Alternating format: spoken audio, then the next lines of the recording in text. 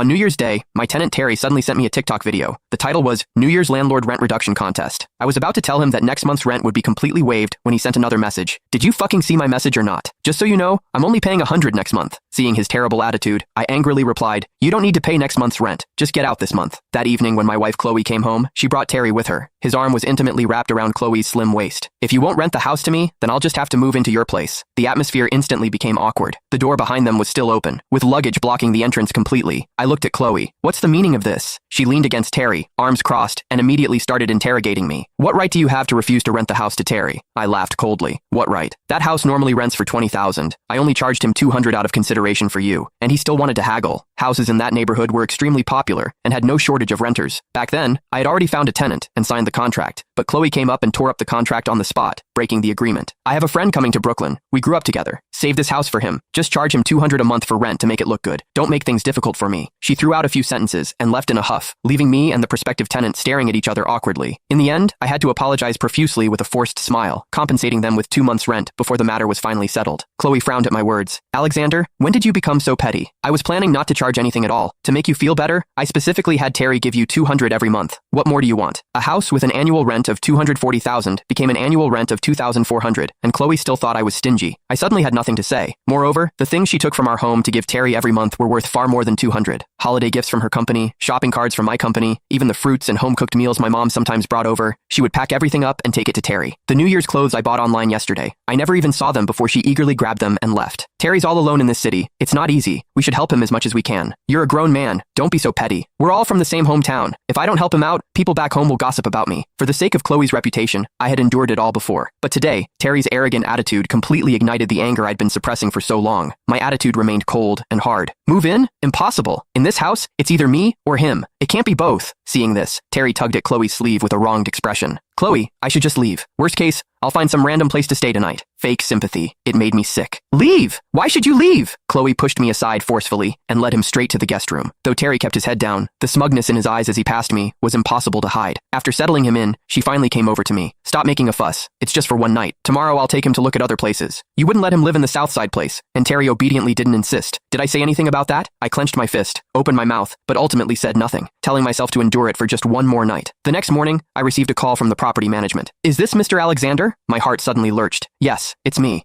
Could you please come over? Your house seems to be leaking and has flooded the downstairs residence. We can't reach your tenant and have no way to open the door." That completely woke me up. I hastily got dressed and rushed to the rental property. A crowd had already gathered at the door. Seeing me, someone angrily approached. "You're the landlord here, right?" I nodded. "What's going on with your place? My ceiling started leaking last night, and this morning when I woke up, there was a layer of water on my floor."